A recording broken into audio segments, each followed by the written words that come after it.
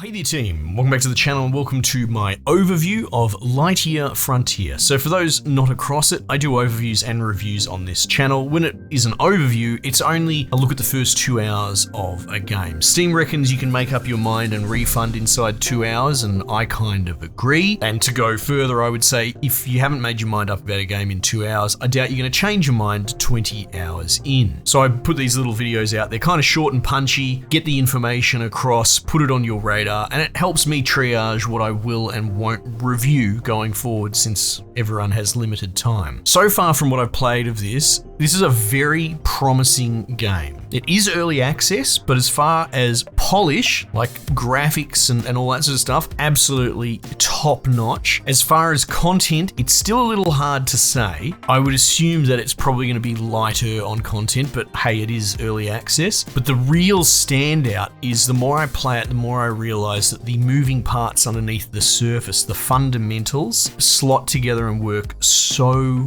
well. Better than most in this space. But let's just step back for a second.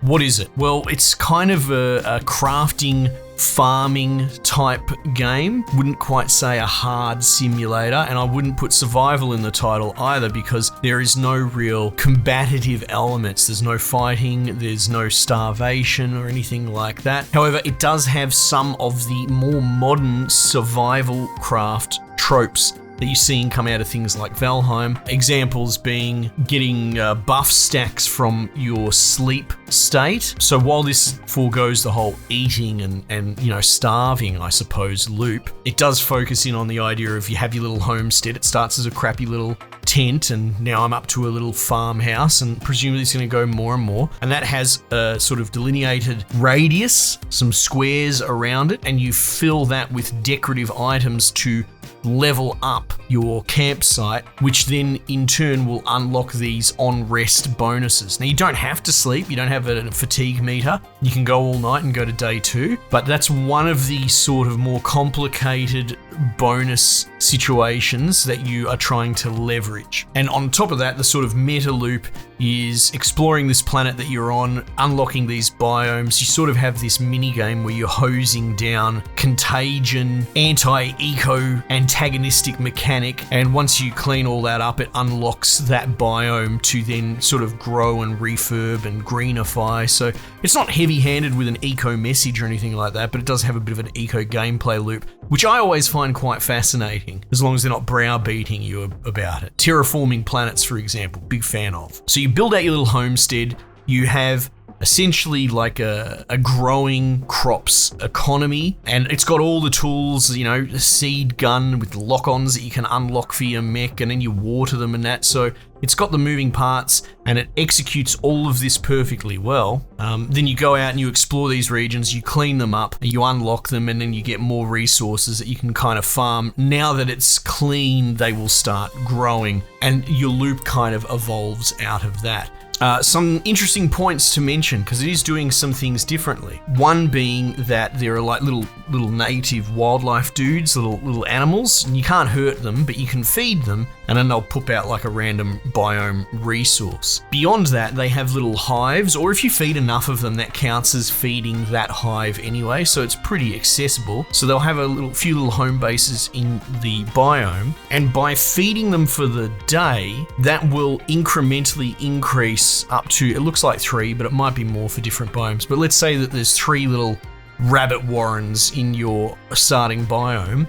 If you go and feed it with this manufactured fodder food item, then it increases the sort of repopulation daily rate of farmable resources. So it creates this loop where you do want to go out and gather some stuff, but you can leverage by kind of interacting with the wildlife the difficulty or the grind, I suppose, you could mitigate against on a day-to-day basis. And it adds a little bit of a lived-in layer to it, which I think is really clever, and I don't think I've seen something quite like that before. The really most impressive thing, and it's going to be difficult to talk about, I will unpack it, is something akin to what I was touching on with Alone in the Dark and itemization and just general genre gameplay construction. Now, this is a totally different genre, but when I say things like the navigation of the itemization that is a survival craft game is at its best in this,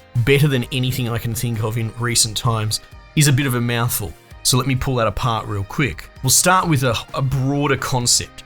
Generally speaking, the more sandbox a game is, the less I like it. And this comes from a guy that's worked in engineering industry. And I'm not a game dev or anything like that, but I've been playing with that sort of stuff. And these days I'm in sort of systems architecture as well. I'm used to playing with these professional large systems that you build CAD models, products, code into, right? Essentially, in a way, the most sandbox of sandbox environments. Now, I'm not sure this gives me a unique perspective, but this is to give you a bit of background on where the thought develops. I find the more tools and freedom that you give a player and the less hand-holding you have, the closer you get to the point where you're just a tool suite. You're just an Adobe bloody extension, and you're not really a game anymore. And that has its appeal. Have a look at parts of Minecraft, especially when people would turn all the gameplay components off and go into full creative mode, and they build all these wonderful structures and all that. But at a certain point, they're not playing a game anymore. In a way, they've tricked themselves into almost, I don't want to justify it, but they're kind of creating work product. In a way, they're almost like a painter with an easel, or you could even argue, writing code, constructing structures. But it's not really a game when you give a player infinite freedom. And so I get quite skeptical about something that just lets you off the hook,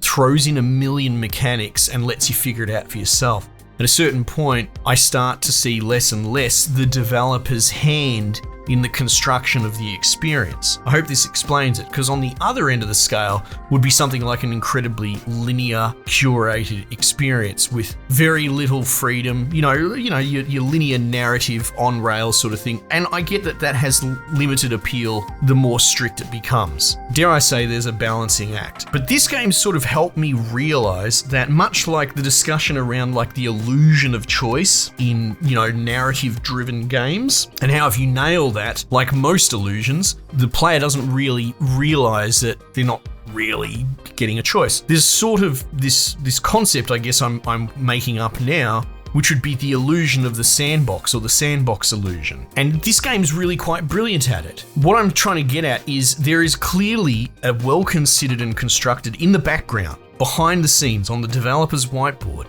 there is a flowchart of how you get to this item to unlock this thing to unlock that.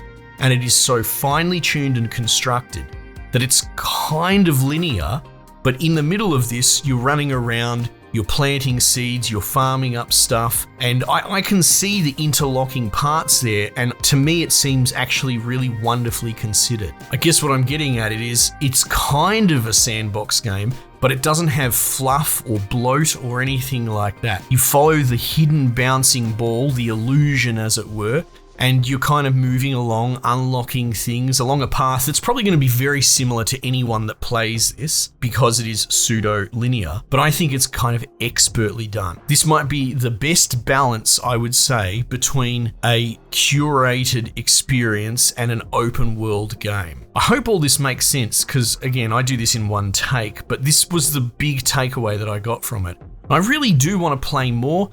I've just gotten like a signal from a trader, and I'm trying to unlock the platform from that. So I think that there's a huge economy behind sort of off-world trading, your farming stuff and that as well.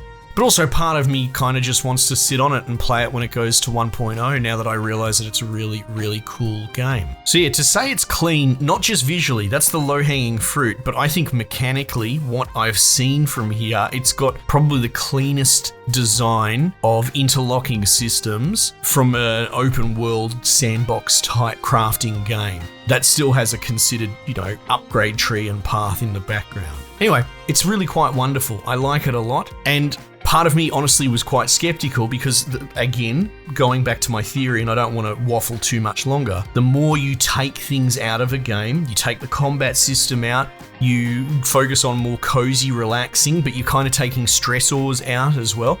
the more of these impetus components that you take off of the player's stress ceiling, the closer you're probably going to approach to like a freeform sandbox, and you're going to run into that problem where it's just a tool suite where you meander as opposed to drive. So despite all those sort of apprehensions going in, I've come out the other end going, this is better than most games that have those stressors in there. So high praise coming from me.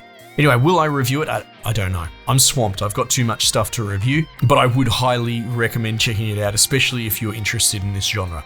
Anyway, team, I might just leave it there for the time being. I'll catch you guys on the next one.